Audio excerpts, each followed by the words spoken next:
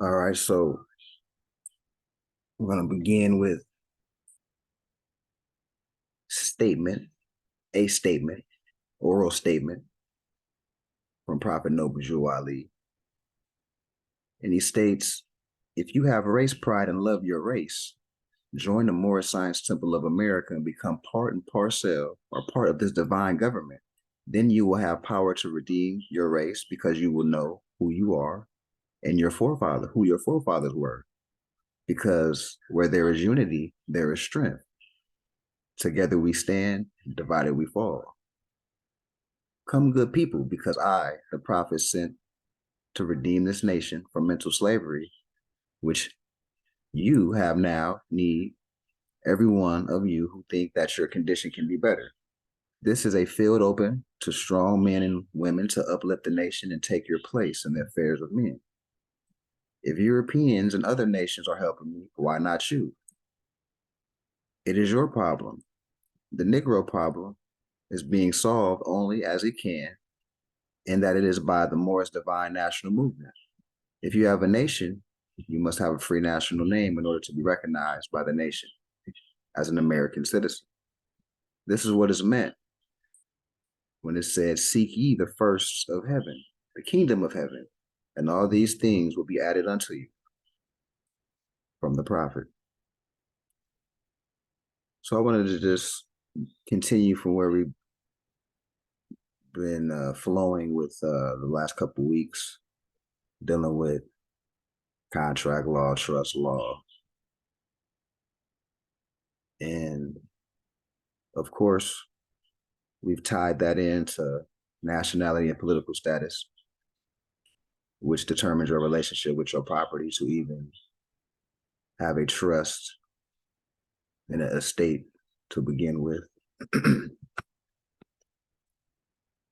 And, please stop me for any questions or anything to stop me in general. Other than that, I'm going to just continue with the demonstration that I have for today.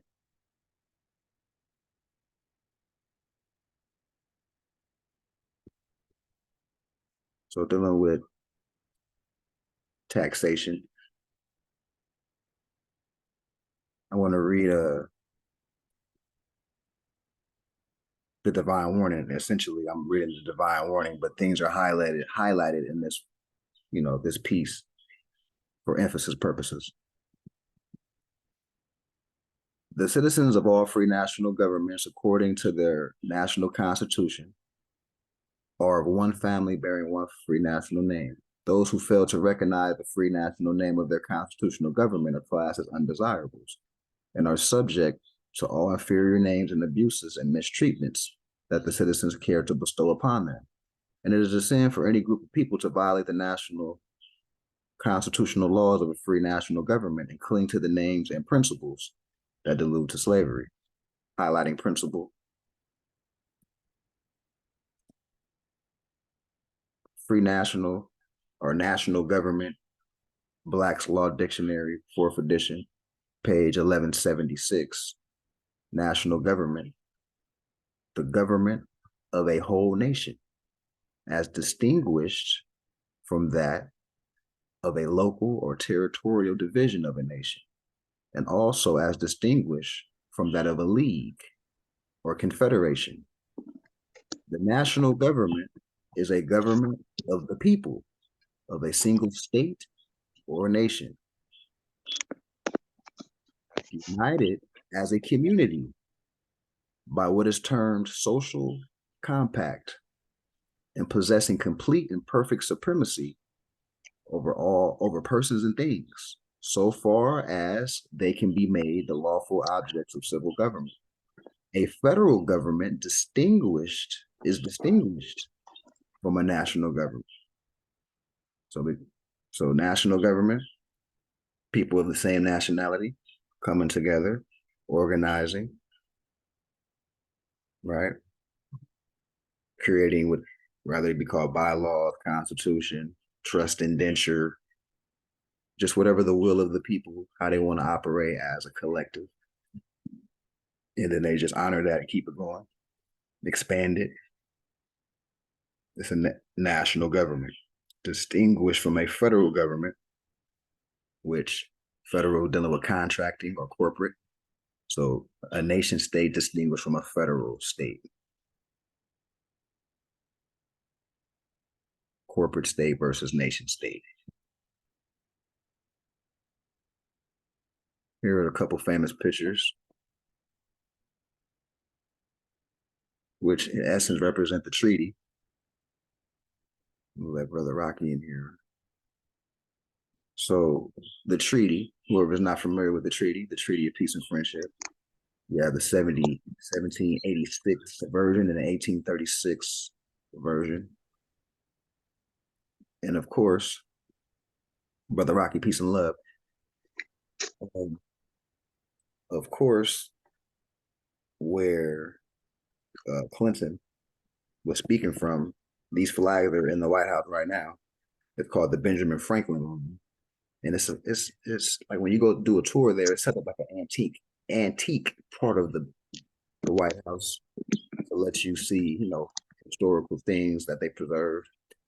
And keep in mind that the Kingdom of Morocco didn't get created to 1956, and that's a French protectorate. So the Benjamin Franklin Room, we're dealing with, of course, Benjamin Franklin, we're dealing with the 1780s.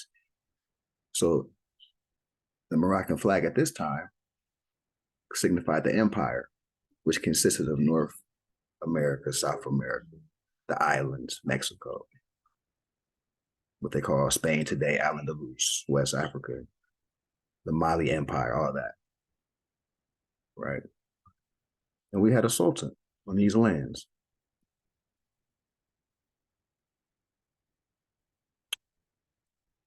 Continuing with the divine warning, I, the prophet, was prepared by the great God Allah to warn my people to repent from their sinful ways and go back to that state of mind of their forefathers' divine and national principles, that they will be law-abiders and receive their divine right as citizens according to the free national constitution that was prepared for all free national beings.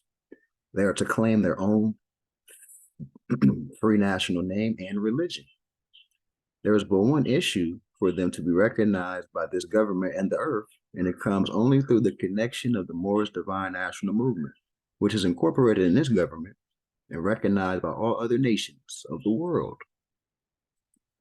And through it, they and their children can receive their divine rights unmolested by other citizens, that they can cast a free national ballot at the polls under the free national constitution of the state government, and not under a granted privilege, as has been the existing condition for many generations.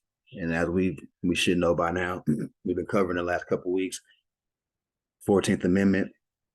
This is the mere fact that, well, for one, the 14th Amendment is dealing with naturalization to be a U.S. citizen, for one.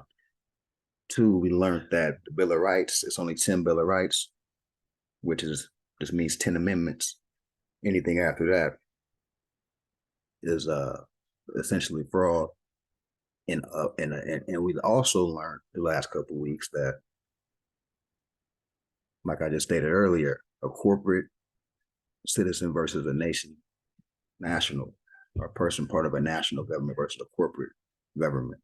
And nationality determines your citizenship. The United States is a federal corporation. It's not a bloodline of people, but people establish corporations. So therefore, the nation state would trump the corporate state. Now, all that's being said, and Noble Joe Ali is a one-liner and not under a granted privilege, which is the existing condition. By us knowing this knowledge, we can circumvent.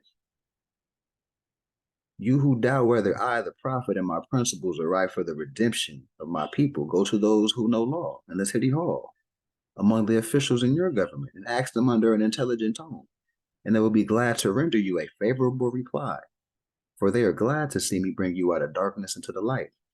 Money doesn't make the man, it is free national standards and power that make a man in a nation. The wealth of all national governments, gold and silver and commerce, belong to the citizens alone. And without your national citizenship by name and principle, you have no true wealth. I am hereby calling on all true citizens that stand for a national free government, which we just read the law definition, a government ran by the people, and the enforcement of the Constitution to help me in my great missionary work, because I need all support from all true American citizens, distinguished from U.S. citizens, which we know, based on our Sultan in this land, 1780s, having diplomatic relations with Queen Elizabeth, which allowed their subject citizens, called pilgrims, Quakers, vagabonds, etc., to carry out essentially jail sentences in colonies, which would be known as Jamestown, right? Because her successor was King James, and we kept that negotiation going. We know the same thing with King Louis in our Sultan. That's how you get Louisiana, right? Ultimately, 13 colonies, and then ultimately these modern Europeans, French, Irish, British, declared their independence July 4th and entered into the treaty with the home team via the Treaty of Peace and Friendship between Morocco and the United States. So once you know this history, you'll know we're the true Americans, distinguished from U.S. citizens, right? So once again, he's stating, from all true American citizens of the United States of America, help me to save my people who have fallen from the constitutional laws of government. I'm depending on your support to get them back to the constitutional fold again, that they will learn to love instead of hate, and will live according to love, truth, peace, freedom, and justice, supporting our free national constitution of the United States of America. I love my people and I desire their unity in mind back to their own free national and divine standard, because day by day they have been violating the national and constitutional laws of their government by claiming names and principles that are unconstitutional. If Italians, Greeks, English, Chinese, Japanese, Turks, and Arabians are forced to proclaim their free national name and religion before the constitutional government of the United States, it is no more than right that the law should be enforced upon all other American citizens alike.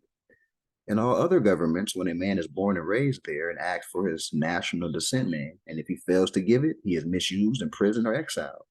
Any group of people that fail to answer up to the constitutional standards of law by name and principles, because to be a citizen of any government, you must claim your national descent name, because they place their trust upon issue and names found by their forefathers. The word Negro alludes in the Latin language to the word nigger, the same as the word color alludes to anything that is painted, varnished, and dyed. And every nation must bear a national descent name of their forefathers, because honoring thy fathers and thy mothers, your days will be lengthened upon the earth. These names have never been recognized by any true American citizen of this day. Through your free national name, you are known and recognized by all nations of the earth that are recognized by said government in which they live. The 14th and 15th Amendment brought the North and South in unit, placing the Southerners, who at that time without power, with the constitutional body of power. And at that time, 1865, the free national constitutional law that was enforced in 1774, which is talking about the Declaration of Independence, declared all men equal and free. And if all men are declared by the free national constitution to be free and equal, since that constitution has never changed, there is no need for the application of the 14th and 15th Amendment, which the 14th Amendment is talking about you can be a U.S. citizen, the Naturalization Act, right? Which is the whole, our people got to be rocked to sleep and not know the true history of the land to buy into that. So there is but one supreme issue for my people to use to redeem that which was lost, and that is through the above statements, and then the lion and the lamb, separation of Moors and U.S. citizens. But on the metaphysical aspect or cosmological, we're dealing with the lion is dealing with the symbolic for the heart. The lamb is symbolic for the head, dealing with Aries. So essentially it's an expression saying the mind and the heart must be balanced in making decisions on earth. And then you'll have heaven on earth. No ill will, jealousy, envy. People want to come back and want to do stuff to you because you wronged them. Because you're making balanced decisions, right? Not too headstrong, or you'll come across cold and not emotional. Too much in your heart, you're going to come across gullible. So we need a well balance. All right. So the lion and the lamb can lie down together in yonder hills, and neither will be harmed because love, truth, peace, freedom, and justice will be reigning in this land. In those days, and the United States will be one of the greatest civilized and prosperous governments of the world. But if the above principles are not carried out by the citizens and my people in this government, the worst is yet to come. Because the great God of the universe is not pleased with the works that are being performed in North America. But my people and this great sin must be removed from the land to save it from enormous earthquakes, diseases, etc. And I, the prophet, do hear and believe that this administration of government, which was at that time the government he had established, because he had multiple temples, over 20,000 people connected in organized matter, that he then woke up in the 20s, well, from 1912 to 1929. So he's talking about the administration of the government at that time, that he was essentially the sultan, the head of a Moorish state in North America, an elected official of a nation state, distinguished from a corporate state. All right, this is what he did. Being more widely prepared by more genius citizens that believe in their free national constitution and laws, and through the help of such classes of citizens, I, the prophet, truly believe that my people will find the true and divine way to their forefathers and learn to stop serving carnal customs and merely ideas of man that have never done them any good, but have always harmed them. So I, the prophet, am hereby calling aloud with a divine plea to all true American citizens to help me to remove this great sin which has been committed and is being practiced by my people in the United States of America, because they know it is not the true and divine way. And without understanding, they have fallen from the true light into utter darkness of sin. And there is not a nation on earth today that will recognize them socially, religiously, politically, economically, etc., in their present condition of their endeavorment in which they themselves try to force upon a civilized world. They will not refrain from their sinful ways of action, and their deeds have brought Jim Crowism, segregation, and everything that brings harm to human beings on earth. And they have fought the Southerner for all these great misuses. But I have traveled in the South and have examined conditions there. And it is the works of my people continuously practicing things that will bring dishonor, disgrace, and disrespect to any nation that lives the life. And I am hereby calling on all true American citizens for moral support and finance to help me in my great missionary work, to bring my people out of darkness into marvelous light. From the prophet. So that's a great tone setter right there to get into the demonstration. Any questions, statements, anything at all before I continue? And once again, Brother Rocky, peace and love. I know you came here while I was demonstrating. So peace and love, everybody, from Mati.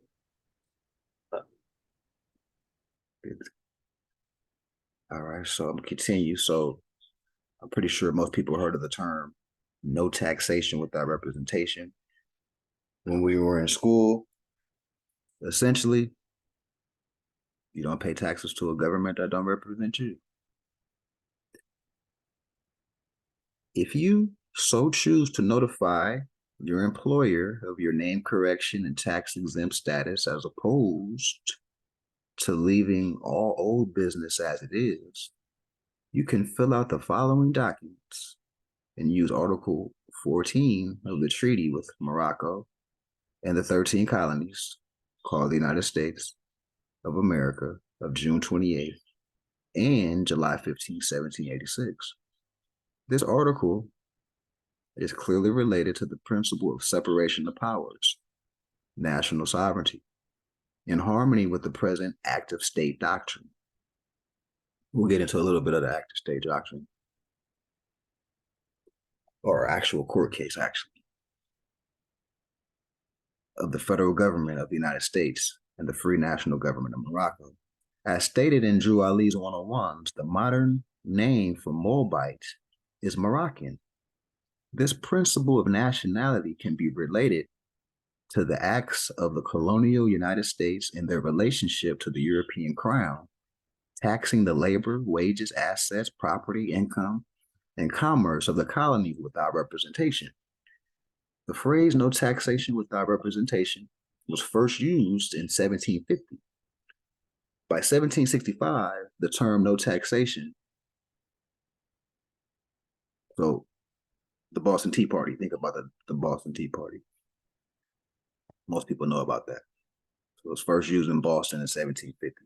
By 1765, the term "no taxation without representation" summarized the primary grievance of the European colonists in America, the 13 colonies, and was one of the major causes of the revolution against the crown and their eventual independence. So the reason the modern Europeans, the Pilgrims, etc., the people we taught in that if you went to school in North America, kindergarten through 12th grade, you're taught these are the founding fathers of America. These people, which we know now, or most of us should know or will know, that we had a sultan here, which gave permission for these colonies to exist. And these colonies, 13 colonies, were filled up once again of modern British, French, I'm talking about blonde hair, blue eyed people, some mulattoes that were still under the jurisdiction of their crown, Britain, England, France, up until they declared their independence. And the principles of why they declared their independence was, like we're reading, no taxation without representation. They were starting to do them bad. They higher ups was like treating them bad, taxing them. They wasn't feeling it. So they united very French, Irish, British people and was like, you know what, we're going to form a union. And that union was formed through a document called the Articles of Confederation. They no longer became 13 separate states or colonies. They became one body politic called the United States of America, but clearly they are not Americans. That was the name of their body politic. So that's another reason, once you know the history, you can't be a U.S. citizen. You were already here prior to that. And then those people enter into a treaty with our organized government via our sultan.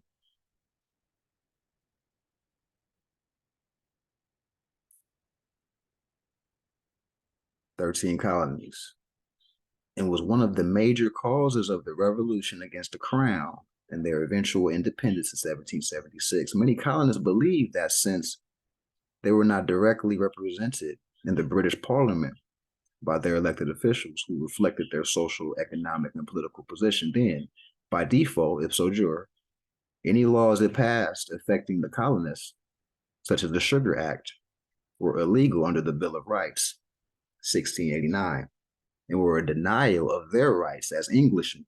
So that's what they were fighting against. Injustice, right? The free national constitutional law that was enforced since 1774 declared all men equal and free. I kind of mentioned that already, but that's expressing this bigger document called the Declaration of Independence, which since we've been talking about contract law, trust law, the Declaration of Independence is a contract. Article of Confederation is a contract. The Constitution for the United States of America is a contract. The Treaty of Peace and Friendship between Morocco and the United States is a contract. Keep these things in mind. And it's codified in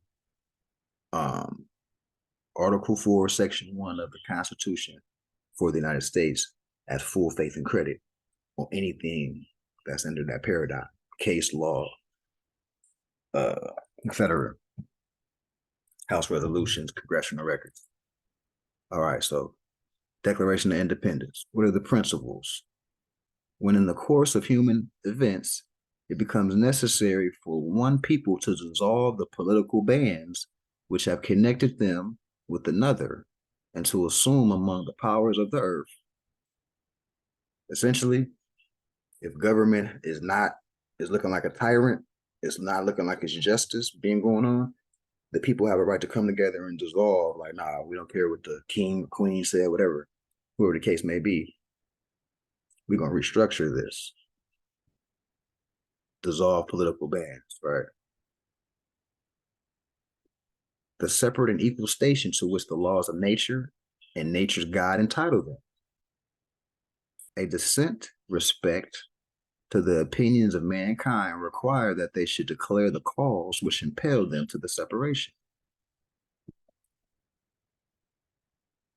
We hold these truths to be self-evident that all men are created equal, that they are endowed by their Creator with certain unalienable rights, which means rights that can't be taken away, that among these are life, liberty, and pursuit of happiness, that to secure these rights, governments are instituted among men. That means people of the same nationality come together and create organization, right? Governments are instituted among men, deriving their just powers from the consent to be governed. I mean, the people made elections like, okay, this person, he fit to do this, she fit to do this. People of that organization made elections, right? A republic, form of government, distinguished from a democracy. We hold these truths to be self-evident that all men are created equal. I just read that. Sorry about that. Consent to be governed. That whenever any form of government becomes destructive of these ends, it is the right of the people to alter or abolish it and institute new government, laying its foundation on such principles and organizing its powers in such form as to them shall seem most likely to affect their safety and happiness. So the people have the right to self-preservation. The people have a right to a nationality. The people have a right to organize and have structure. And all this is tied to trust law. All this is tied to a state law.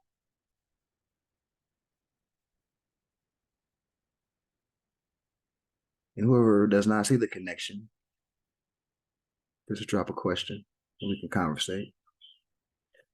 Because this has been an ongoing thing for the last, I'd say, 6-7 weeks. It's like a build-up, so it might be new if you're just tapping in right now, as far as what I mean by that, how all this is tied into, the state.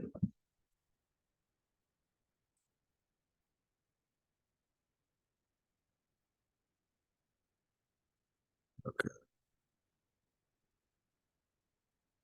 Prudence indeed will dictate that governments long established should not be changed for light and transient causes.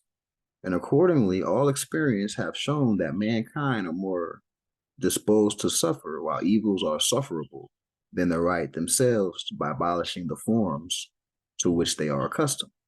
But when a long train of abuses and usurpations, pursuing invariably the same object, emphasis, are designed to reduce them under absolute despotism, it is their right, it is their duty to throw off such government and to provide new guards for their future security. Right?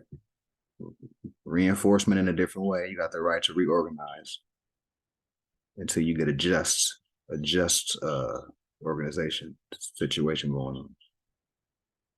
Such has been the patient sufferance of these colonies, right? So they saying these are people in the colonies upset at their higher ups.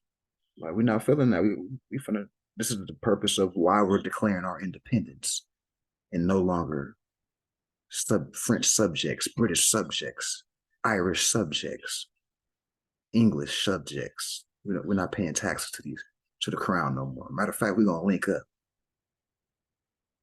And after we link up, we're gonna link up with the home team, the Moors over here, so we can have jurisdiction in these lands to be here. We like the way the Moors are running government. They'll allow us to have a republic over here. And such is now the necessity which constrains them to alter their former systems of government. The history of the present King of Great Britain is a history of repeated injuries and usurpations. That's the history of Great Britain. That's what they were running from. Injuries and usurpations. All having in direct object the establishment of absolute tyranny over these states. They running from tyranny. To prove this, let's facts be submitted to a candid world.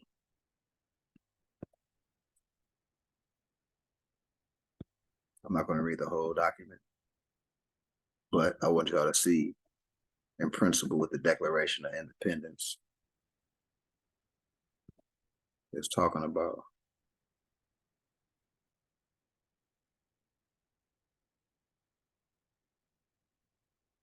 You already know about that. Transitioning, because the whole point of reading the Declaration of Independence to show you that they felt like they were wrongly taxed. So we're dealing with no taxation without representation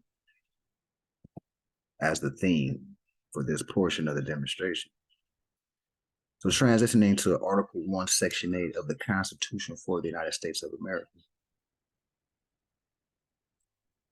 It states in Article 1, Section 8 that Congress shall have power to lay and collect taxes, duties, imposts, and exercises.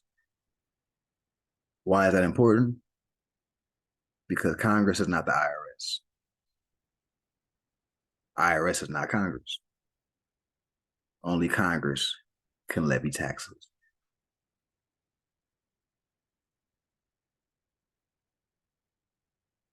No tax or duty shall be laid on articles exported from any state.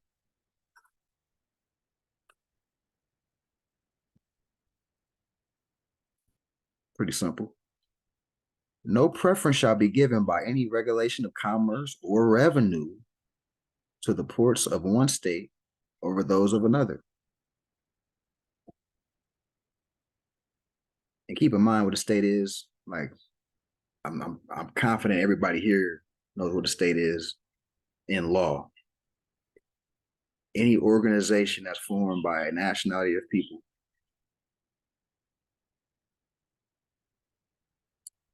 becomes a state, a nation. It's really short for nation state. All right, so that's a jurisdiction. Anybody outside of your state can tell you, oh, you need, you got to do this.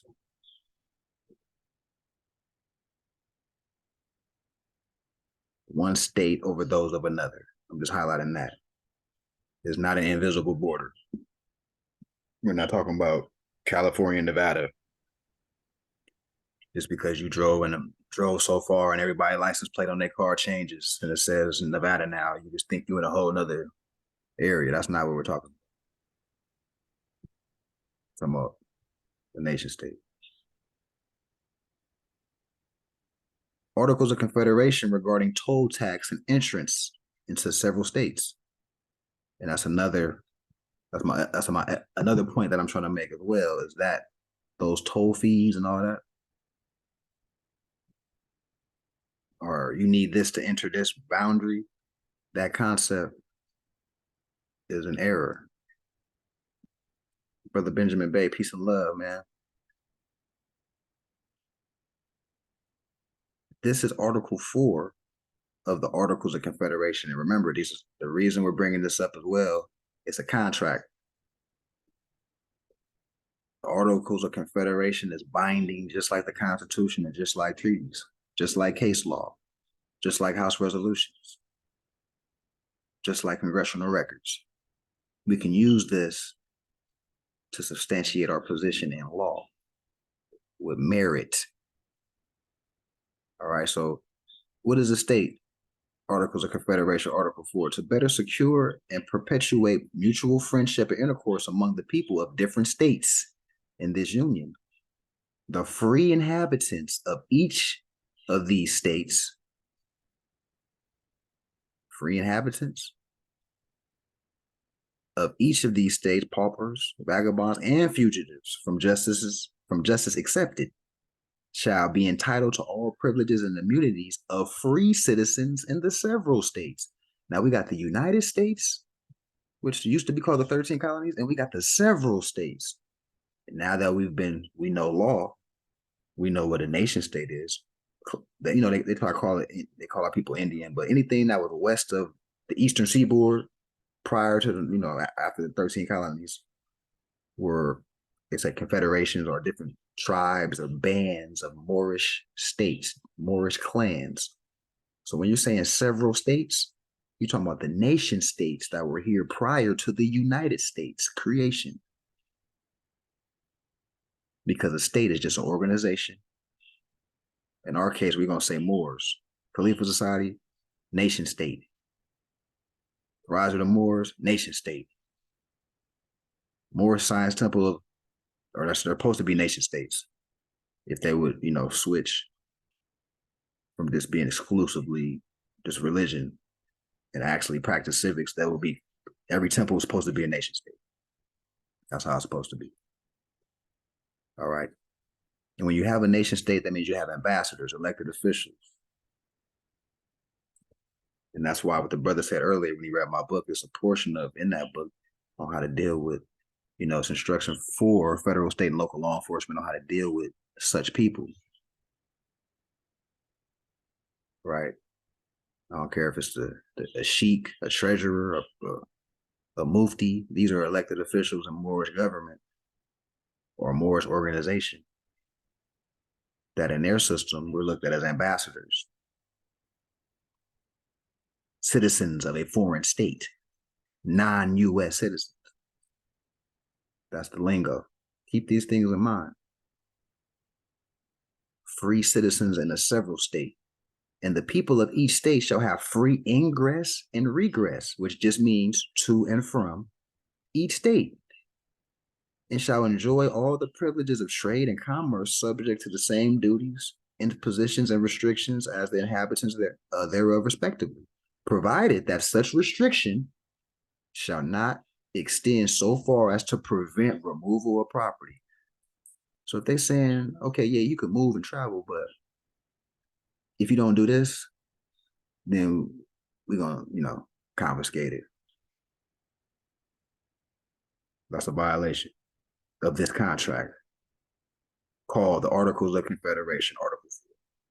And this is where the whole term right to travel comes from. It comes from this document.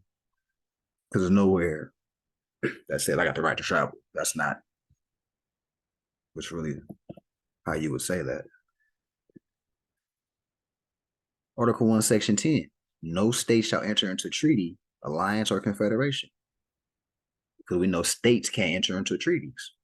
Treaties are entered into by nations and other nations.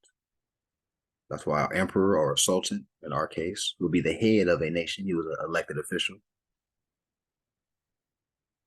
to contract with another nation, and that's called a treaty.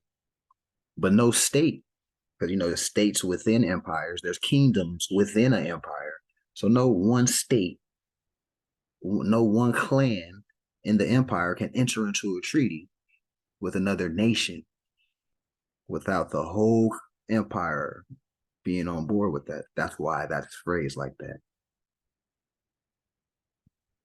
State is domestic, internal.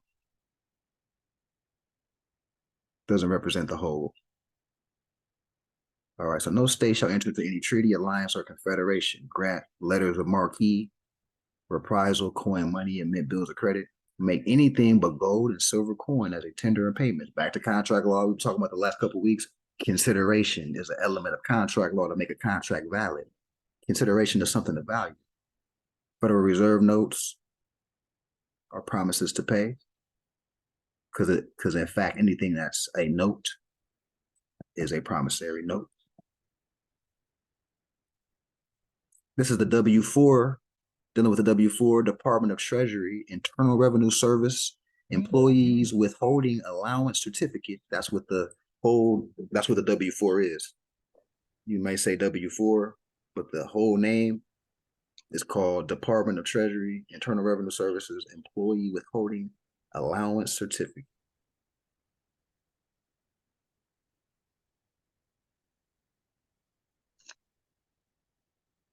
The W-4 form is used so that your employer can withhold correct federal income tax from your pay. There is a clause listed on the W-4 from that specifies how to fill out W-4 from your exemptions. If you're exempt, complete only lines 1, 2, 3, 4, and 7, and sign the form to validate it.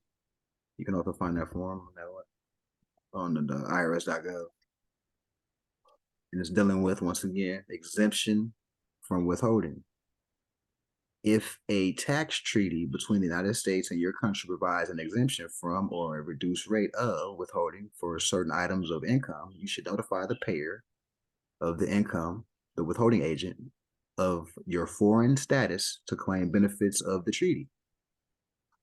Generally, you do this by filing a Form W-8BN, Certificate of Foreign Status of Beneficial Owner for the United States tax withholding with the withholding agent.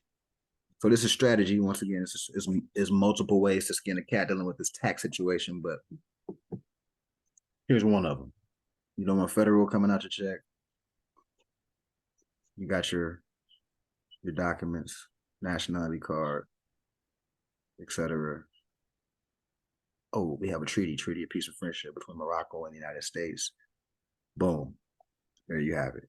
You got an extra $500 in your pay every 2 weeks or whatever the case may be. All right.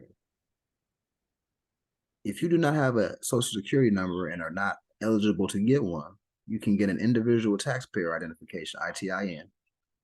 To apply for ITIN, file a W-7 with the IRS. It usually takes 4 to 6 weeks to get the ITIN. To claim certain treaty benefits, you must complete line 5 by submitting, it says, SSN or ITIN, or on line 6 by providing a foreign tax identification number. So people want to choose to go this route. They've been working jobs, and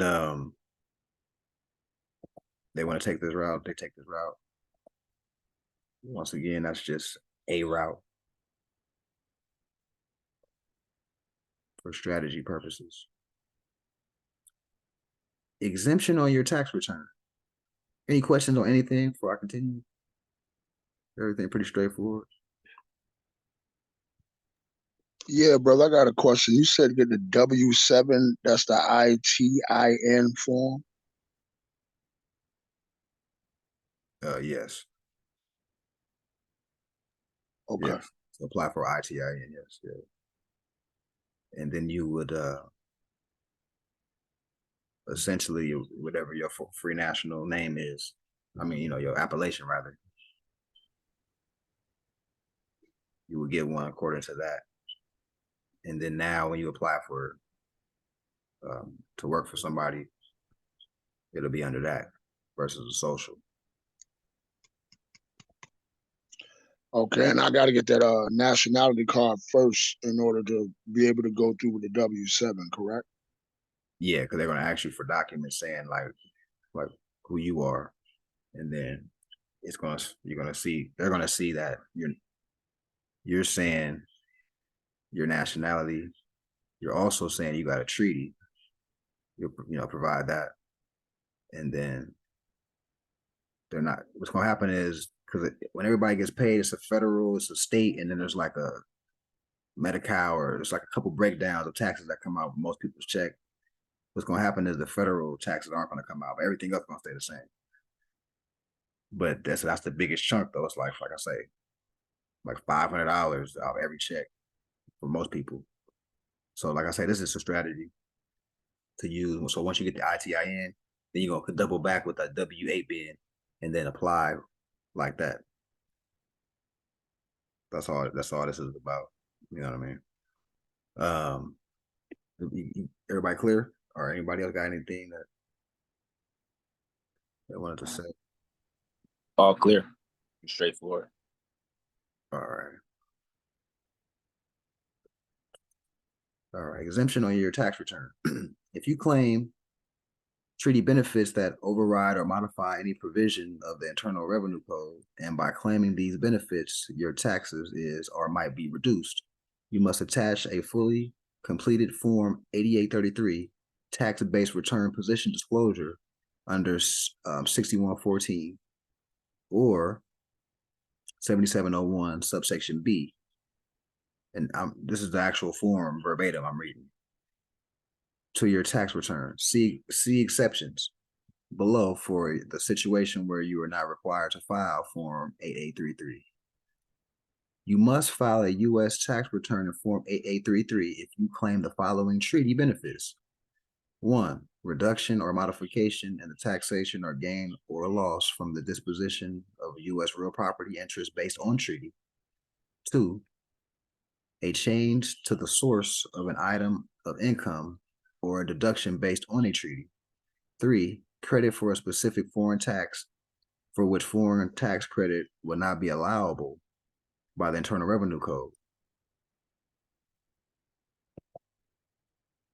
You must also file Form 8833 if you receive payments or income items totaling more than $100,000, and you determine your country of residence under a treaty and not under the rules for determining alien tax status.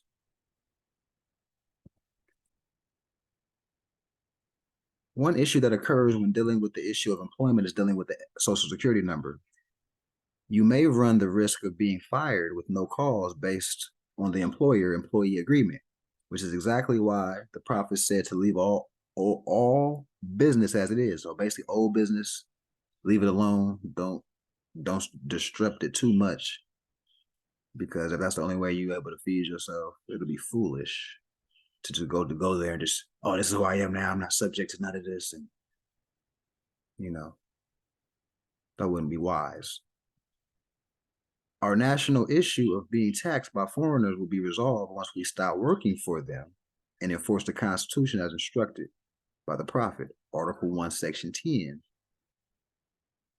One can get an ITIN by filing out the W-4 form and mailing it along with the tax return, proof of identity, and foreign status documents.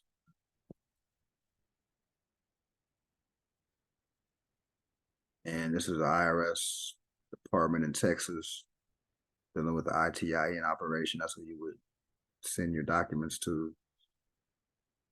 But ultimately, once again, if it's allegiance in an organization and it grows, right, a Moorish nation state,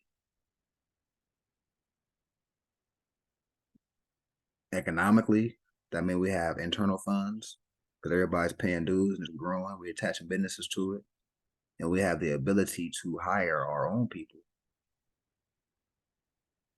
Now, our people aren't worried about filling the IRS form out. Or if you had an industrious act where you had your own business, right? Because the prophet said be industrious, meaning create products, create business, become a merchant, right? Back to the Silk Road, we was merchants as people, always about creating, manifesting, right? Then you're not worried about that document either, right? You're your own boss. Nobody can hire and fire you. You won't be worried about this document. But like I say, strategy in the meantime, you might have this type of situation. Why not get an extra 500 out your check until you figure out a means of where you can start your own business? Save the extra 500 that you're gonna get, use that to start up your capital, start up a business or something. Just as long as you're using your mind, you're not just trying to work your way up the ladder to be a manager and you think that's where it's at. Where it's at is building with your people and expanding that, having allegiance, diligence, consistency. All right. But this process involves forced association and is a violation of the First Bill of Rights, or First Amendment, along with Article 20. So once again, we're telling you about the form, but we're also telling you it's a violation because you shouldn't have to assimilate with the IRS or negotiate with them, right? But as long as everybody understands the levels to the game and the strategicness, then it's fine. You just want a couple 500, extra 500 every 2 weeks. I can work with that. Cool. All right, but just know it's a violation of human rights to contract with them. They can't force you to assimilate. You got the right to self-determination via the rights of indigenous people. which, like I say, if we working with each other, we're gonna create finances and don't need the foreigner anyway. All right. Also think to yourself, what form did the colonists fill out when they were claiming tax exempt status from the crown? And that's why I read the backstory on the Declaration of Independence, because they weren't filling out no forms to the British saying I'm tax exempt. They just linked up and Like, nah. saved up internal monies and like, look, we ain't going for it. And they bared arms. Y'all come over here if y'all want to. We ain't 13 separate entities no more. We all linked up now. And we strapped. Ready to defend this. No war happened. Okay. Allegiance, sincerity.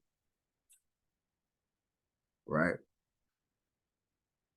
Ask yourself, did the people of Cuba fill out tax exempt papers when the United States colonized their island, or did they nationalize? Did the people of Japan and Mongolia fill out tax exempt papers when separating from China, or did they nationalize? Did the people of Haiti in 1804 fill out tax exempt papers when fighting off European imperialism, or did they nationalize? A few principles of nationalizing and a template on how the several separate Moorish states can unite can also be studied in the Articles of Association among the European colony companies prior to their independence. So I don't really want to read this whole document, but everybody on their own time, look up the Articles of Confederation and the Articles of Association. It's going to show you the transitional period prior to anything being called the United States, how they internally structured their government. You had the First Continental Congress, and then you had the Second Continental Congress, then the Articles of Confederation, and then the Constitution. Through these reorganizations, you had different presidents. That's where you get Benjamin Bay as one of the presidents, John Hanson, brothers that are darker than me, were the heads of these organizations prior to the United States. That's why they always say George Washington wasn't the first president, he was the ninth, because it was 8 brothers prior to him that were darker than me and you, but they don't want you to know about. This is all American history that we're talking about here. But just know, during that time, was something called they were associating. So colonies such as Rhode Island, Delaware, Maryland, North Carolina, these colonies organized amongst themselves, had elected officials.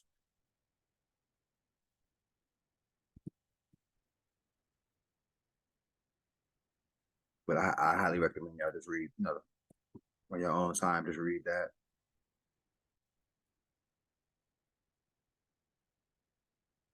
Okay.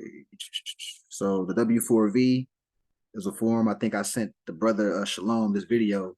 That's what the video is talking about. On this right here. So this will be a reinforcement for you.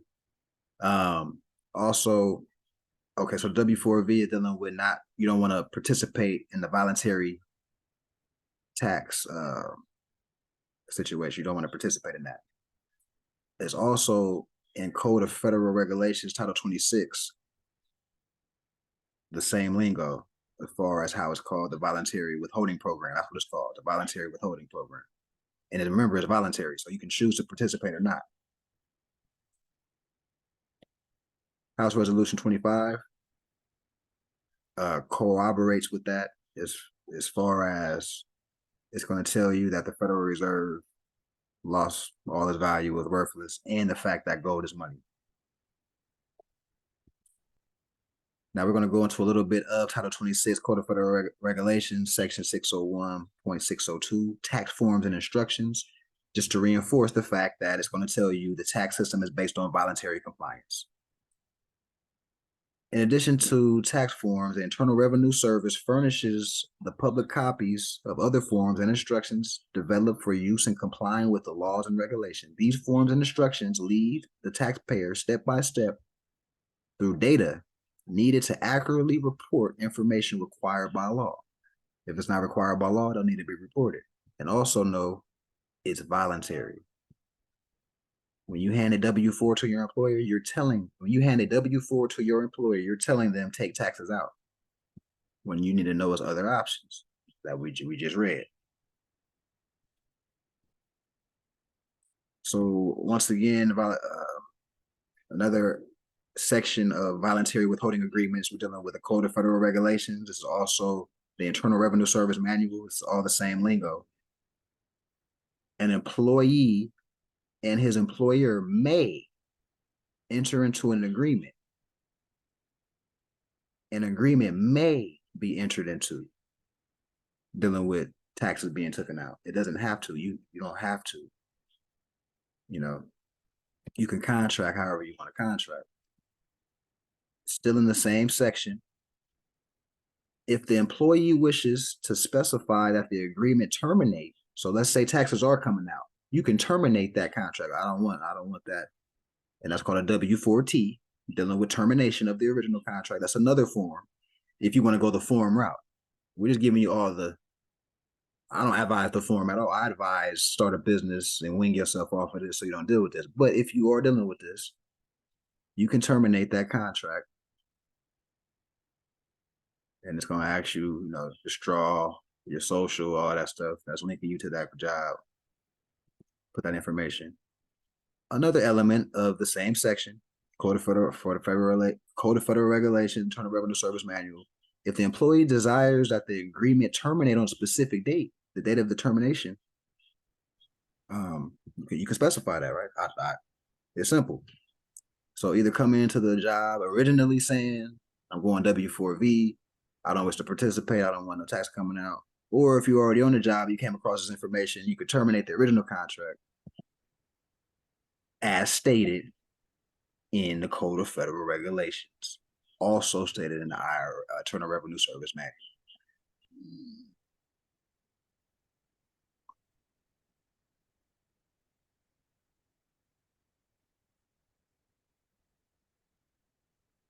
Frivolous tax arguments in general. The voluntary nature of the federal income tax system. Now we're dealing with the filing of a tax return is voluntary as well. So now we went from participating in the voluntary withholding program in the context of taxes coming out your check. Now we're talking about a tax return now is voluntary. Some taxpayers assert that they are not required to file federal tax returns because the filing of a tax return is voluntary. Am I saying this? No, I'm not saying this. The Code of Federal Regulations is saying this. Some taxpayers assert that they are not required to file federal tax returns because the filing of a tax return is voluntary. So now we know why people like Donald Trump was talking about, I don't need to show that I filed my taxes. It's voluntary. If you don't know law, you just don't know law. Proponents of this contention point to the fact that the IRS tells taxpayers in the Form 1040 instruction book that the tax system is voluntary. Additionally, these taxpayers frequently quote case law, Flora versus United States, for the proposition that our system of taxation is based upon voluntary assessment and payment, not upon distraint. So not only case law, which we know, Article 4, Section 1 has full faith and credit and is binding to substantiate your position. There's nothing to debate. It's already been ruled upon. So now we know on multiple levels. Congress can only levy taxes. IRS is not Congress. In these other things, right? Because I get a lot of questions about the taxes situation. Like people get confused about it and what they need to do. So now you have the tools to form writs. You have the tools to use their forms to play the game to your advantage, etc. The law, the word vocabulary as used in Flora in the IRS publication refers to our system of allowing taxpayers initially to determine the correct amount of tax and complete the appropriate forms rather than have the government determine tax for them from the outset. The requirement to file an income tax return is not voluntary and is clearly set forth in section 601. I'm not gonna read all that. Failure to file a tax return could subject the non-compliant individual to civil or criminal penalties. So now we're reading what they'll use to scare the most common people. But if we just read the previous stuff, there's nothing. You'll laugh at that if you see something like that.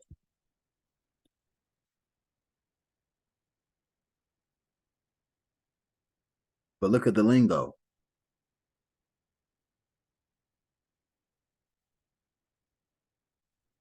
Willfully. United States versus Hartman. Filing an income tax return is voluntary.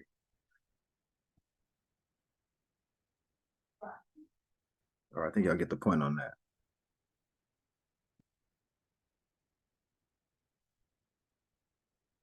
All right, any questions on this before I transition to the next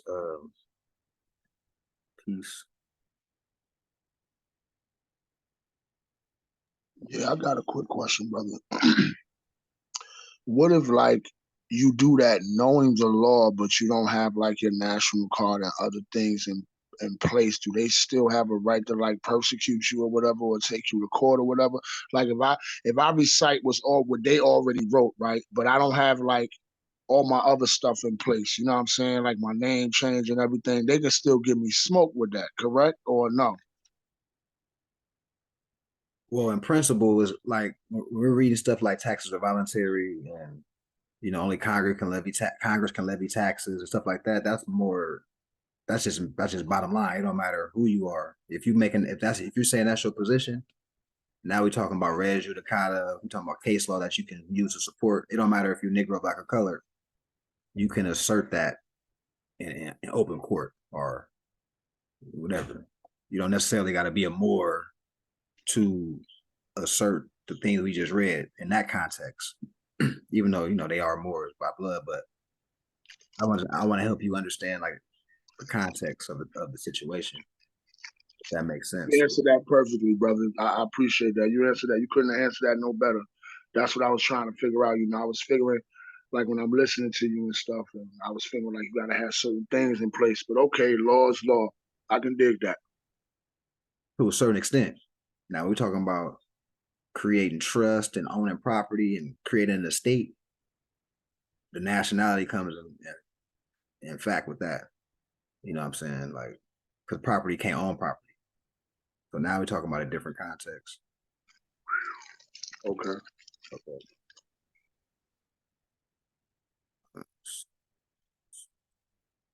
So this is a court case.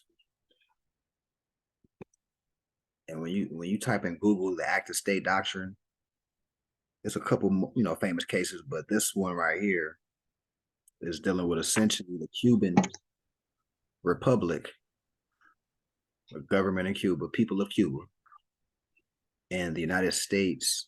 They had business dealings with sugar. The sugar that was grown in Cuba.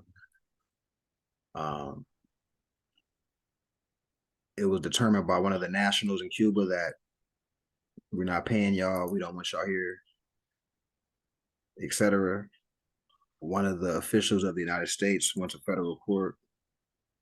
And I mean, the position of the person in the United States was that, we need to get paid, and it was wrong for what the Cuban did. And it was determined that since the Cubans nationalized the sugar, that the United States had no say-so in that.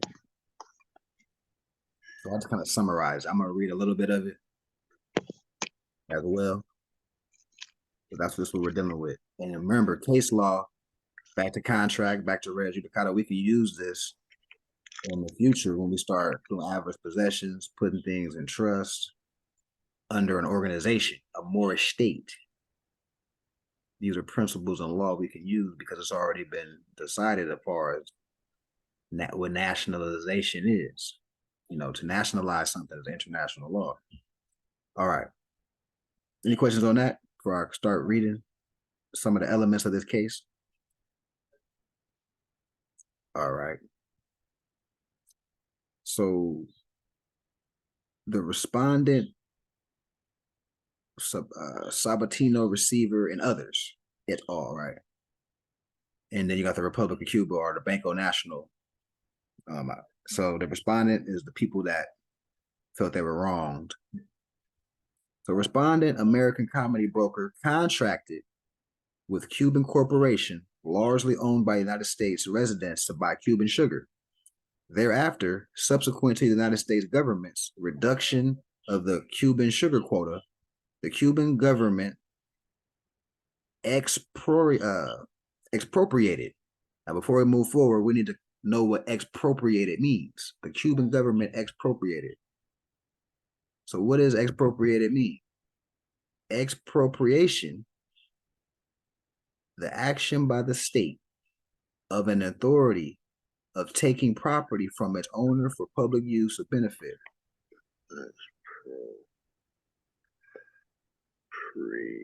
Look, republic. Remember what a state is.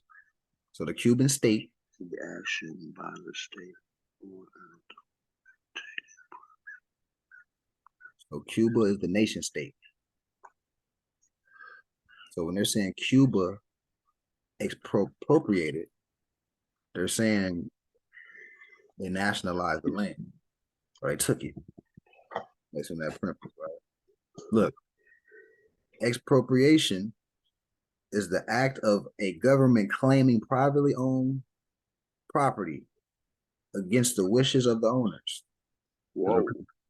Because remember, the United States people are saying that they had interest in it because they had a relationship contractually, like, business wise.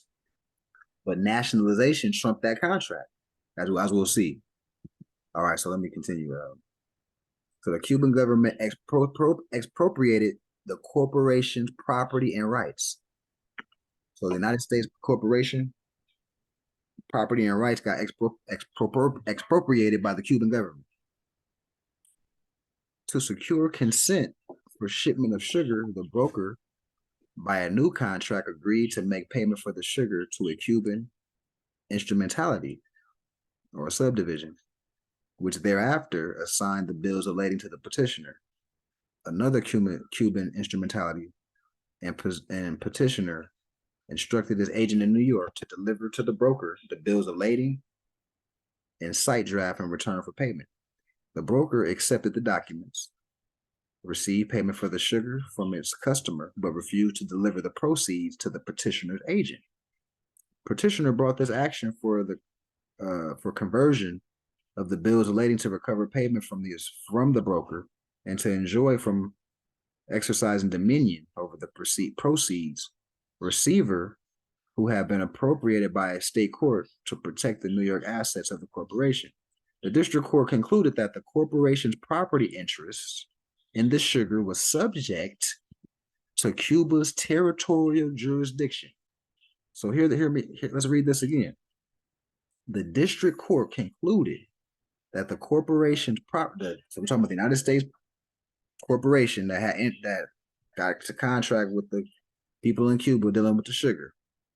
It was ruled that the corporation's property interests in the sugar was subject to Cuba's territorial jurisdiction and acknowledged the active state doctrine. So whatever Cuba's laws are for their state, that trumps that contract.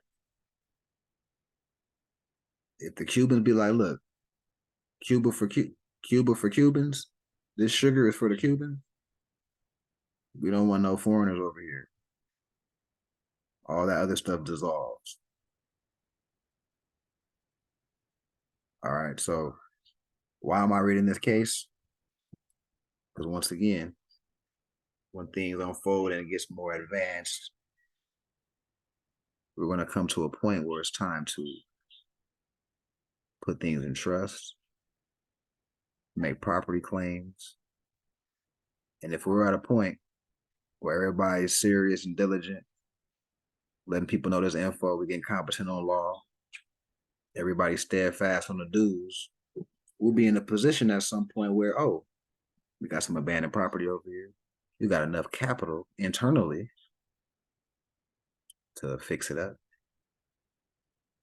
And once you start fixing stuff up, there's other laws that come into play now on why you have the right to ownership. You know, dealing with the adverse possession space. So this will be in our claim as a Aboriginal Indigenous community, nation state. Any questions on that?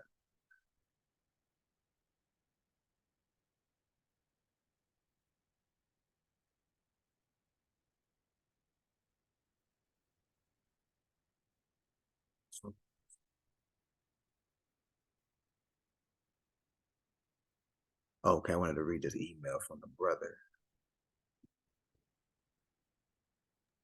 This is brother Ilian Bay. He actually wanted us to go over this and get some input. I felt it would be great because a lot of law in here.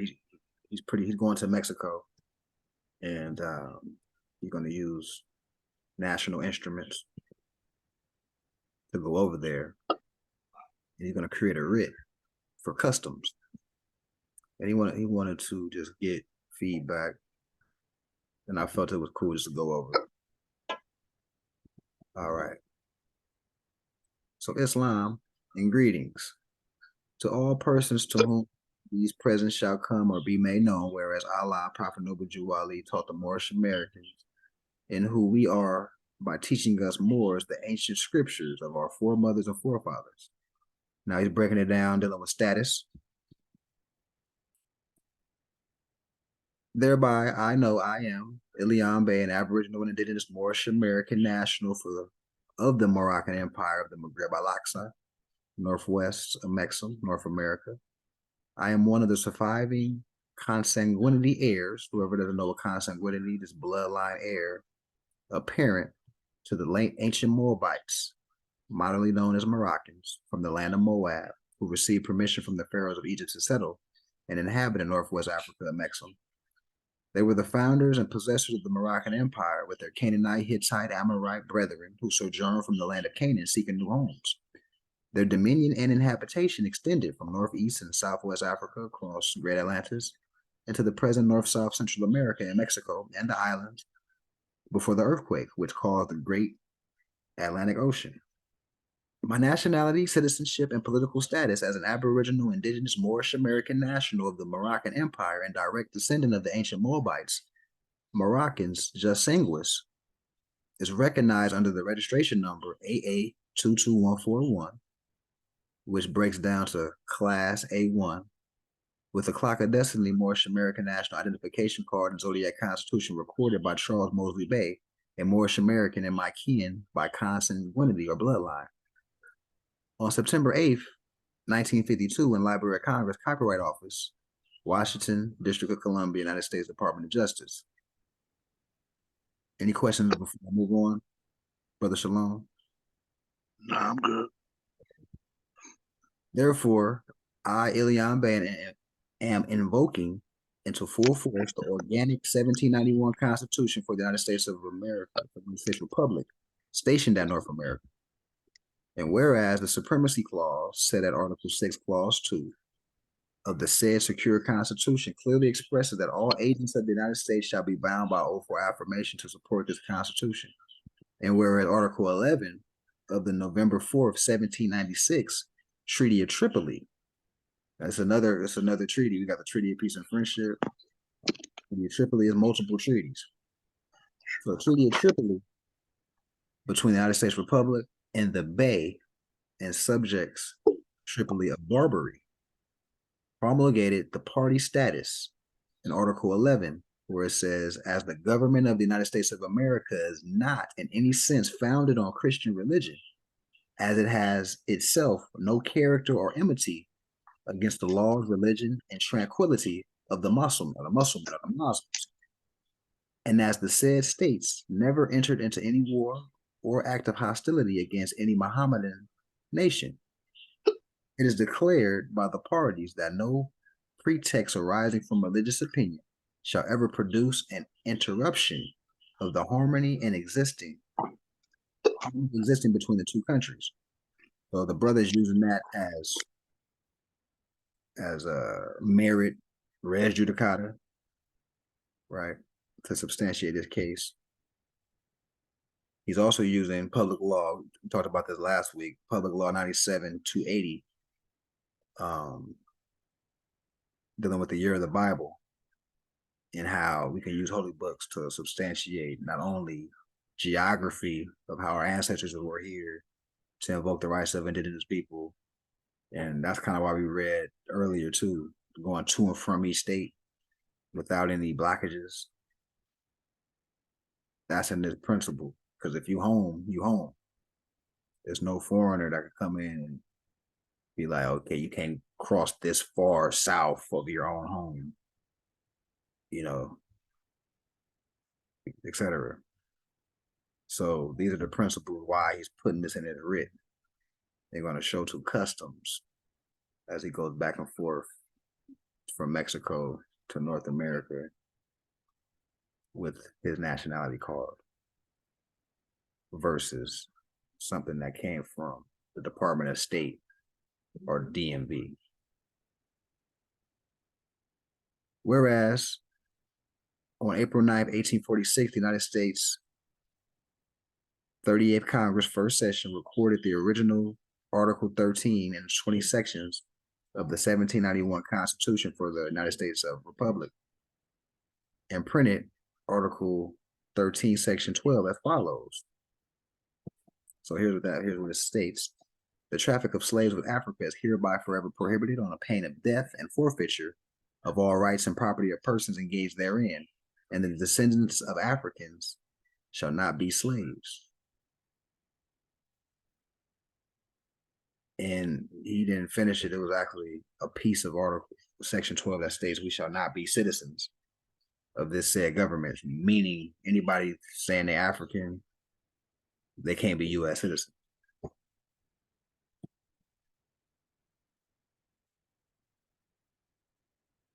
Jurisdiction and venue. Therefore, per my treaty right to a signal under Article 4, now he's talking articles of the treaty, which is dealing with the flag state. If your conveyance, your vessel is flagged up with your flag of origin, now we're invoking articles of the treaty. Signal or pass shall be given to all vessels belonging to both parties. Who are the both parties?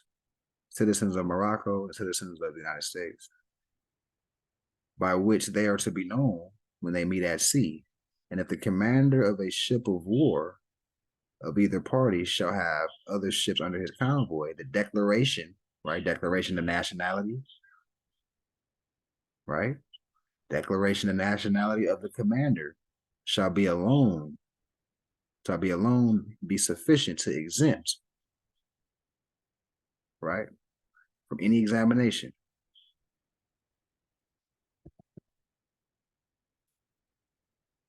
To which the signal, I, Ilion, will use a Moorish American national flag as I travel, cruise upon my inherited estate, the North American continent. Thereby, the United States must recognize its obligation to the Moroccan Empire. If any dispute, harm, or death arise, my right to Moorish counsel is hereby forever reserved and retained under Article 20 through 23 of the longest unbroken and resealed every 50 years said treaty.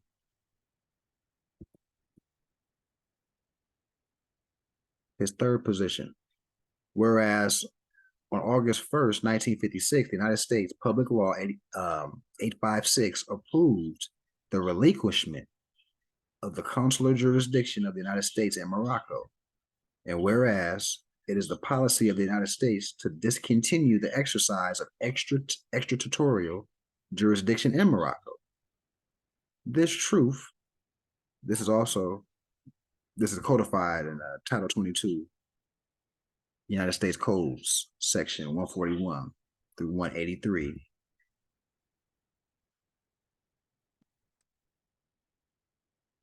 whereas foreign naturalization is denationalization. Foreign naturalization is denationalization.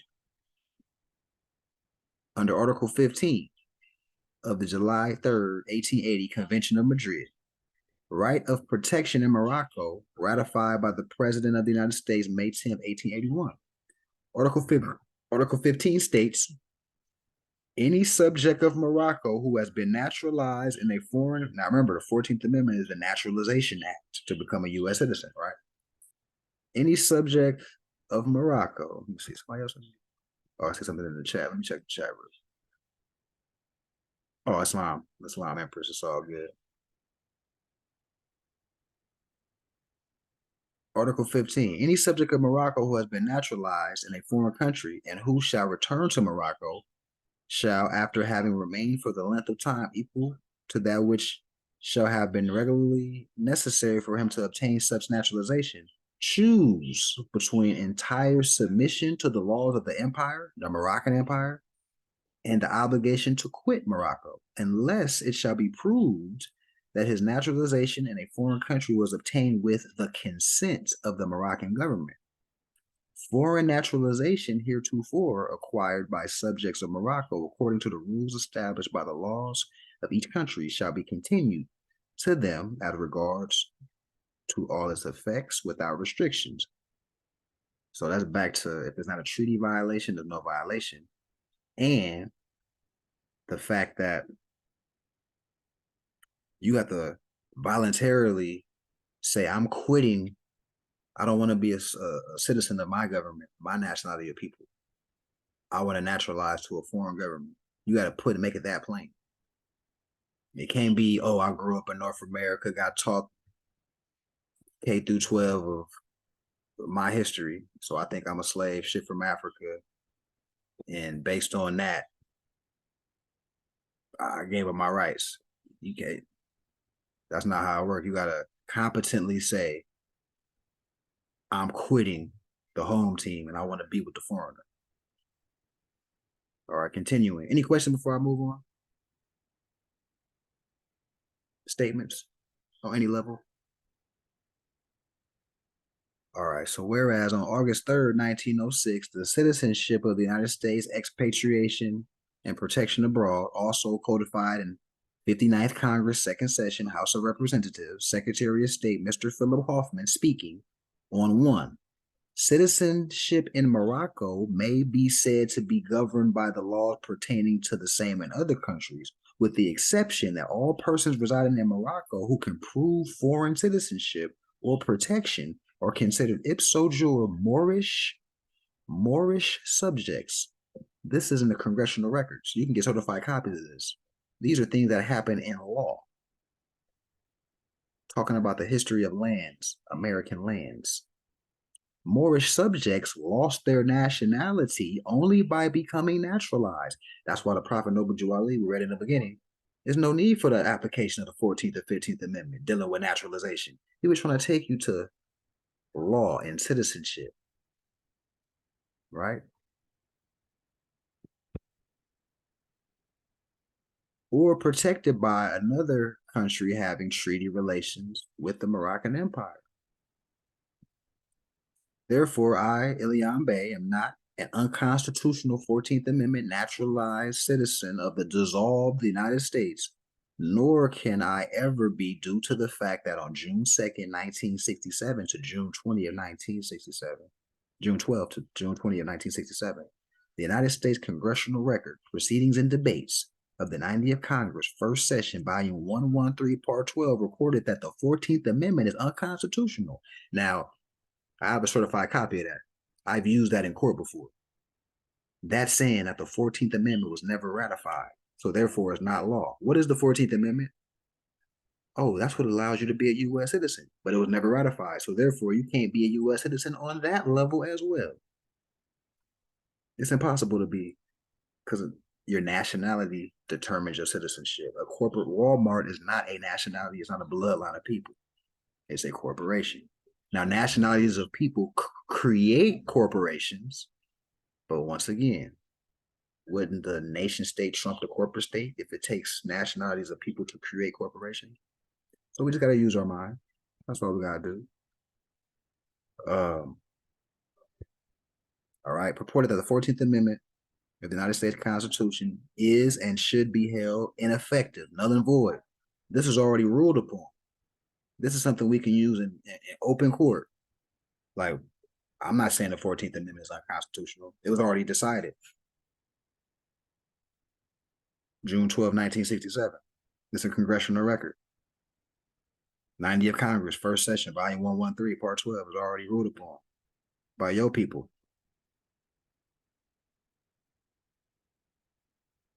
For the following reasons, it's unconstitutional. It even goes that far to break down why it's unconstitutional. The joint resolution proposing said amendment was not submitted to or adopted by Congressional Congress. That's one reason. It wasn't ratified. Article 1, Section 3, and Article 5 of the Constitution. Second point, the joint resolution was not submitted to the president for his approval. None of these things took place. They violated the United States laws. They own stuff.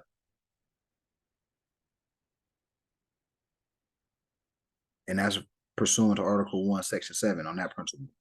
Third point, the purpose of the 14th Amendment was rejected by more than 1/4 of the states then in the Union, and it was never ratified by 3/4 of the states in the Union. So I'm talking about the 13 colonies, majority of them wasn't going for it. Like, nah. Because remember, it was a republic form of government. After they killed Lincoln, they wanted it to go into more of this corporate state, dumb the people down, shadow government, democracy. That's what all this is, they were leading to. All right, so the UN. Whereas on December 16, 2010, the United States Honorable President Barack Obama signed in 2007 the United Nations Declaration on the Rights of Indigenous People, thus recognizing the urgent need to respect and promote the rights of indigenous peoples, affirmed treaties. Who are the indigenous people of America? We already went through the House resolutions before, right? Moorish Americans are Aboriginal and indigenous to North, Central, and South America, the adjoining islands. So therefore, the rights of indigenous people apply to us. And once again, just for dramatic effect, let's go back to Delaware Code or Delaware.gov, just who the Indians are properly called. The Lenape Indian tribe, formerly known as the Moors. So the Moors are the people that they say Indian, Native American. The proper term is Moors. It's not Indian, right? So therefore, once again, the rights of indigenous people apply to us. So that's where the brother's coming from. Let's go back to finishing this out. And all right. So once again, Obama signed the rights of indigenous people, and that's why after Obama did that, that's why you can go to any city hall or most city halls, specifically this one in LA, Texas, Chicago, Georgia, where there's called House resolutions that state that our people are Aboriginal and indigenous Moorish Americans after Obama did this. Thus, recognizing the urgent need to respect and promote the rights of indigenous people, affirm treaties, agreements, and other constructive arrangements with states, and bearing in mind that nothing in this declaration may be used to deny any people their right to self-determination, exercise in conformity with international law. You don't apply to international law unless you are a national or you have a nationality. Now you can deal with other nationalities of people, and that's called international relations. And when you read the definition of state in law, after you create a state, a nation state, same nationality of people organized, now you can enter into relationships with other nationalities of people of the globe. That's in law. And emphasizing that the United Nations has an important and continuing role to play in promoting and protecting the rights of indigenous people. Therefore, I, Elian Bay, am calling into every trustee of the United States who is a member of the United Nations to recognize, promote, and protect Article 1, the right to human rights, Article 33, right to self-identity, Article 36, the right to cross international borders, and states to take effective measures to facilitate the exercise and ensure implementation of the right of the said UN Declaration.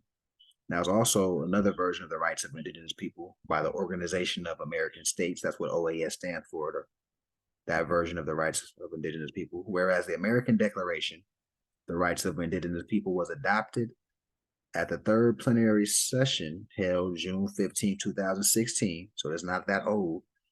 The Organization of American States members, one of the members are the United States. So this is a contract.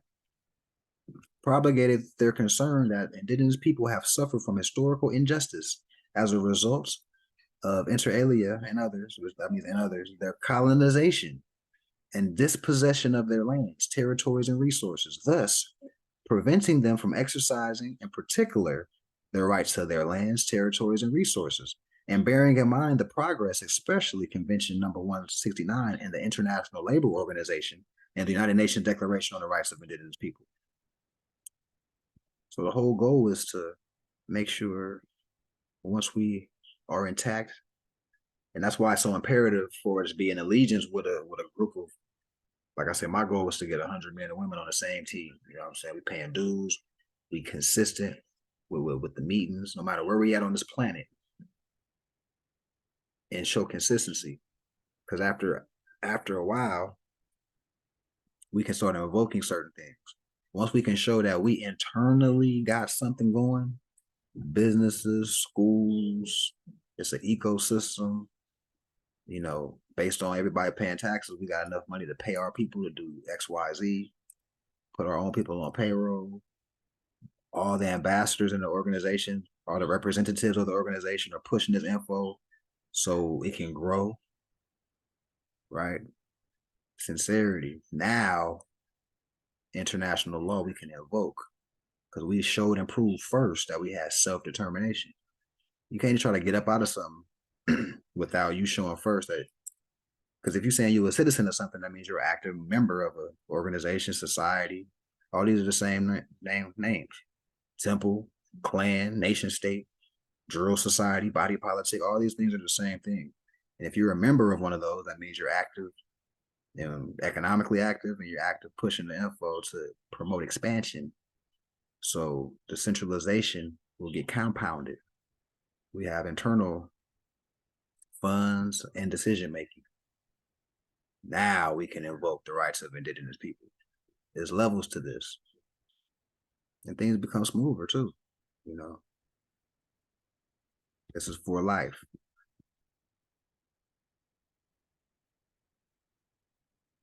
So this is the brother's writ.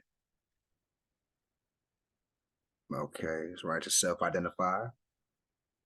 Article 20, dealing with the right to travel in harmony with 1948 United Universal Declaration of Human Rights. Article 13, freedom of movement.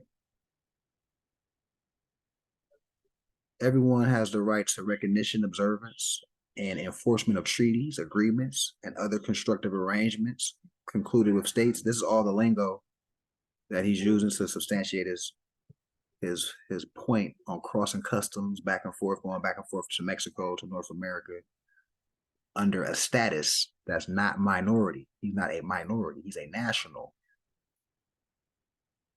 And he's not just saying I'm a national. He's giving you case law, historical competence, because your competence determines your status, how you're speaking, what you know, what you can convey, distinguishes you minority or not.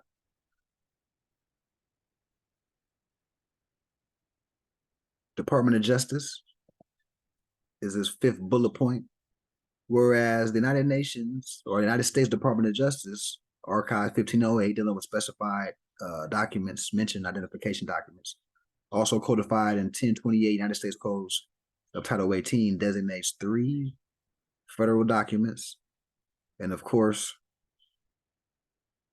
when you read this, is saying that what? The driver's license is not meant to identify a person.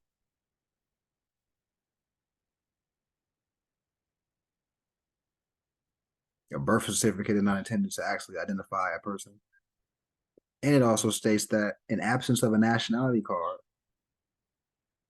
them other documents apply. But if I show a nationality card, it trumps those corporate documents, right? Because nation state trumps corporate state. That's why it's saying in absence of a national identity card, now birth certificate, driver's license, we'll take that since you don't know who you are. But if you got a nationality card, that trumps all that. That's real ID because everybody has a nationality. The state of California is not a nationality. What's your nationality? I'm a Californian. They're gonna look at you crazy. Anybody with some sense, they're gonna look at you crazy.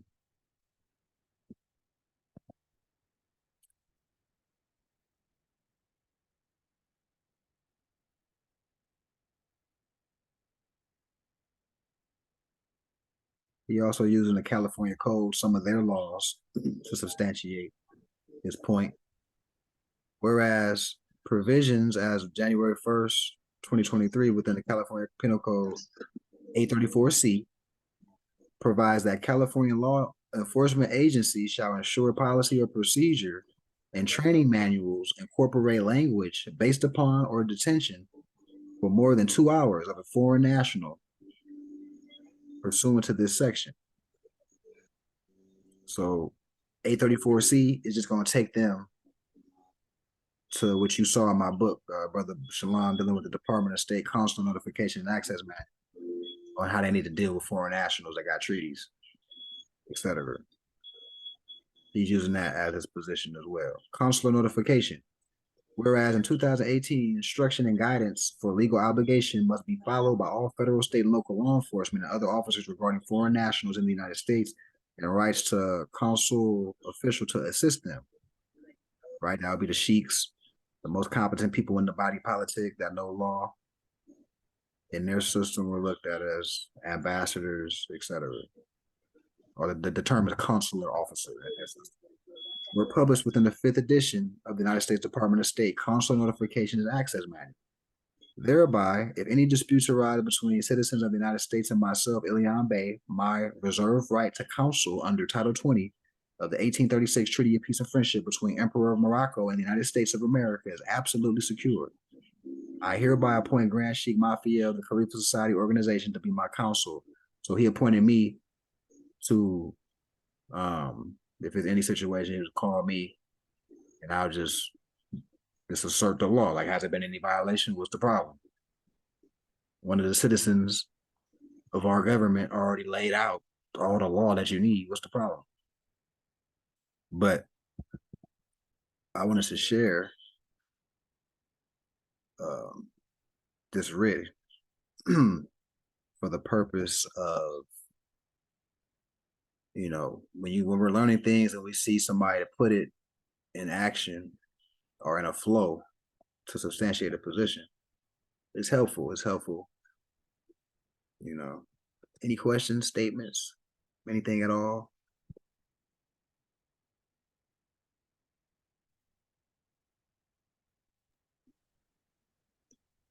Is it hard to like get the nationality card? What are the steps you have to take, if I can ask that question? You just need to take a picture in front of a white background with a fez or a turban. You need to come up with an appellation, with your title, L, Bay, etc. Height, weight, eye color, the red signature, with your noble title, and then we'll process it and make it for you. Okay, brother Islam, appreciate that. Any other statements, comments, questions, anything before I transition to the finale of today? Yeah, quickly, I just want to say, like, man, all that was a good document just to just have in general almost. But also on the sugar one with the Cubans, I believe. So was it basically it was their wording manipulation in the documents that winded up like that, or was it more or was it, I mean, it seems like of course that was the case, but you think it was more in-house deception at the time, or like or I just want to understand on that part a little bit more. Okay, so okay, so for one, that case was, if you were to Google the active state doctrine, that case is gonna come up, and it was essentially a representative from the United States corporation that I entered into a contract with one of the Cuban ambassadors as far as the sugar. Mm-hmm. So it came to a point where the Cubans was like, "Nah, we don't want to do business with y'all no more," essentially. And the representatives of the United States corporation was like, "Nah, they can't do that." And then it was ruled upon on that case we just read earlier that Cubans had the right to nationalize their resources on their land. A foreigner had no say so over that. So yeah, that's pretty much. I just kind of summarized it. That kind of makes sense. Yeah, it makes sense. Thank you. Mhm. And that's called the act of nationalization. And that's why, once again, that's why it's imperative that, how when Noble Drew Ali was alive, all the Moorish science temples were supposed to be nation states. And now that, that creates a jurisdiction, that creates a trust. You can convey property to the temple where the temple owns it, or the Moorish organization owns it for the benefit of the people, and it can get passed down. The probate court can't get involved with that now because its nationality is tied to a people. That's a republic, and he was doing trust law right in front of our eyes. He's talking trust law documents like this, the Divine Constitution for Moorish America. This is a trust indenture. These are the bylaws of a nation state, the Constitution of a nation state, right? And once again, like we said, we keep saying, he's mentioning citizens. He's not saying U.S. citizens. Citizens of said government, people that have declared their nationality and are part of the uplifting economically, intellectually, and expansion-wise. And divine protection when you operating with a lot of consistency in that regard. Now you can create an estate now when you're operating like that. You part of a state that can create an estate. Right. So this is chapter 11.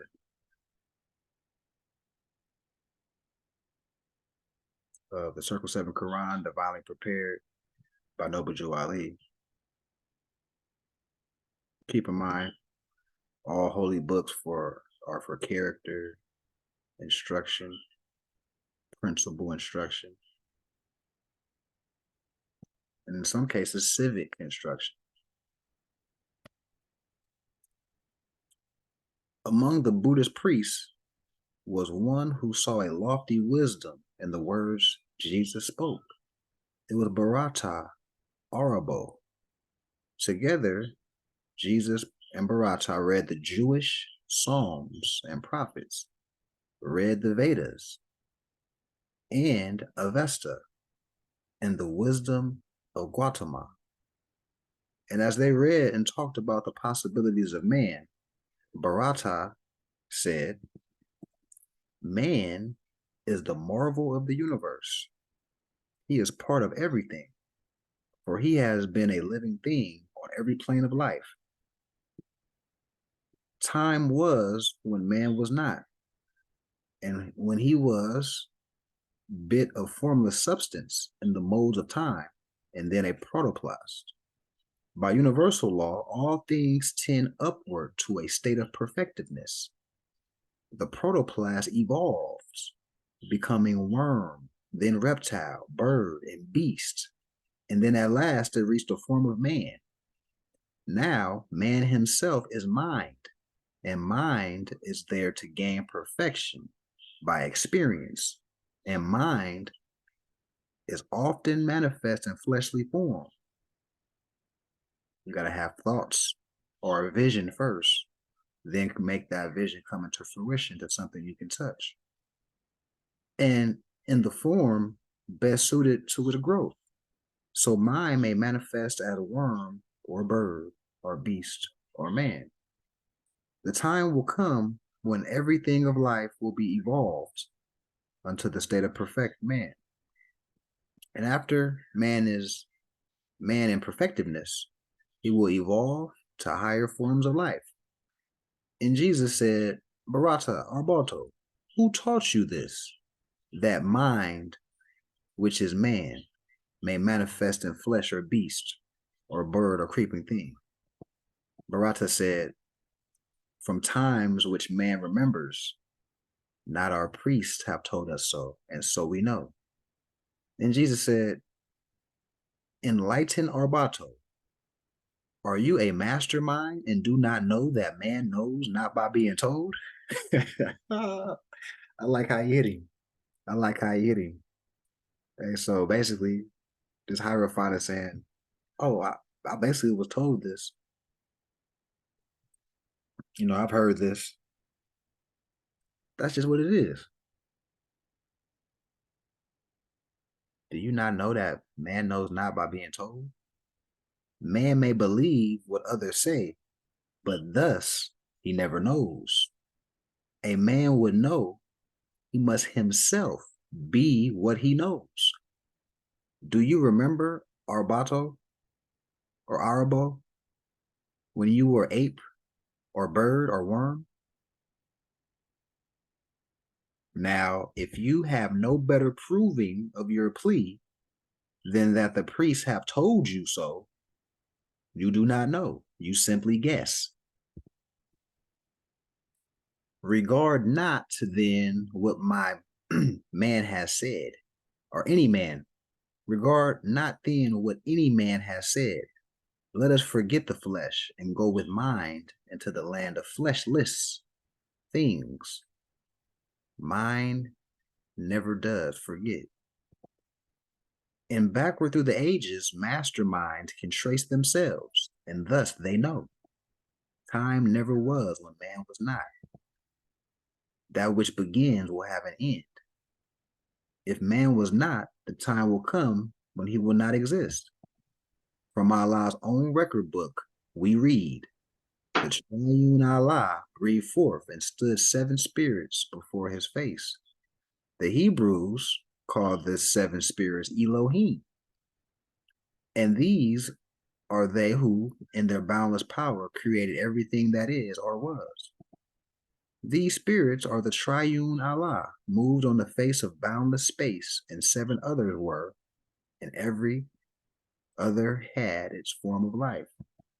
These forms of life were but the thought of Allah, clothed in the substance of their ether planes.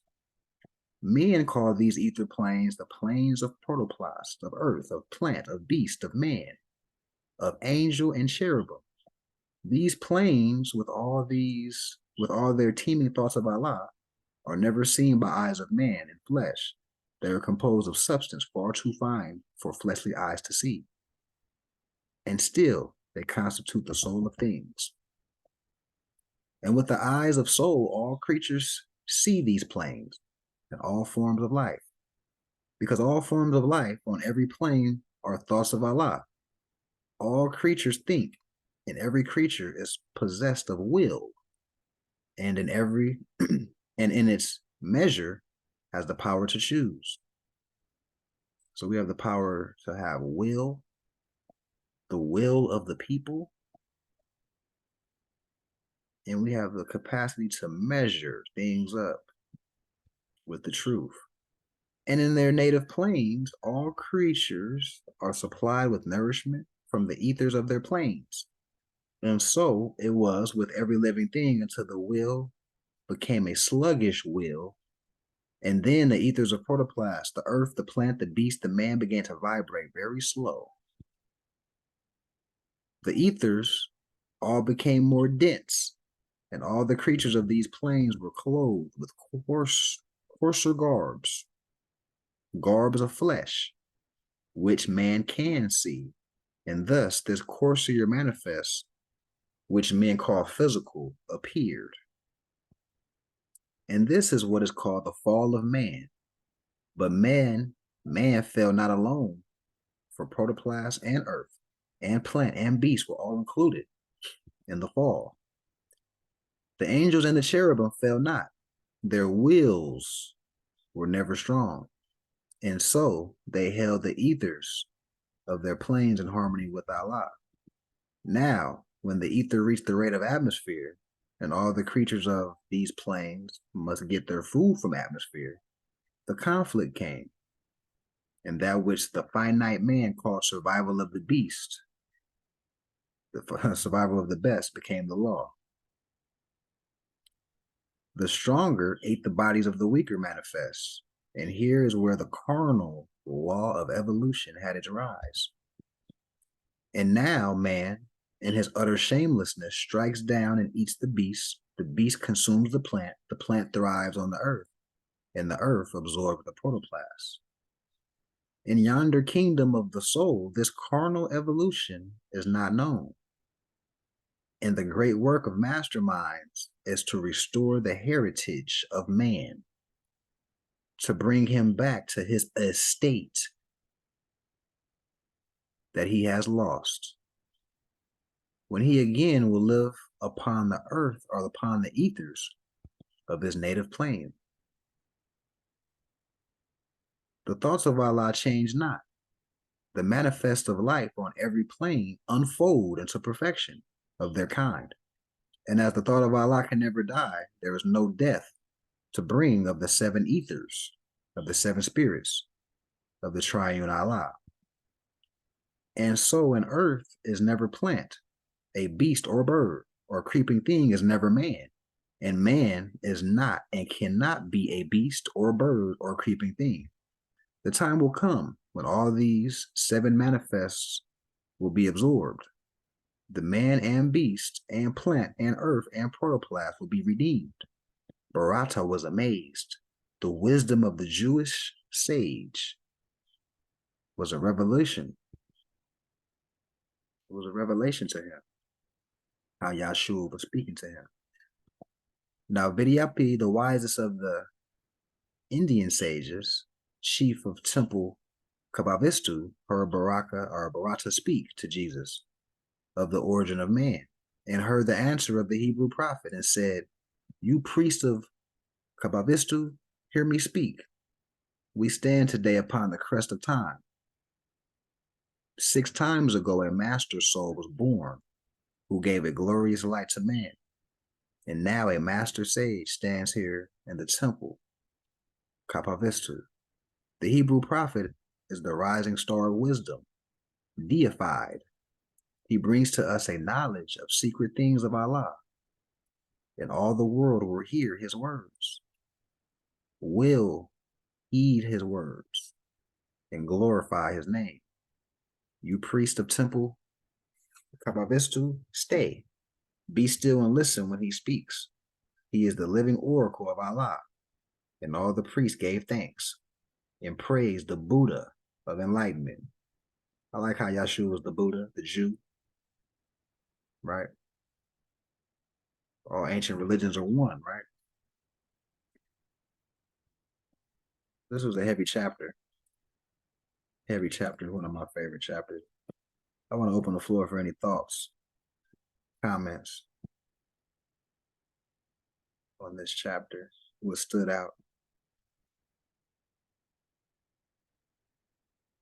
Chapter 11. Circle 7 Quran. That stood out to me when it said Allah does not change his mind, as in, Most High is always being all knowing. You know what I mean? Stood out to me. Anybody else had any thoughts? Anything that stood out?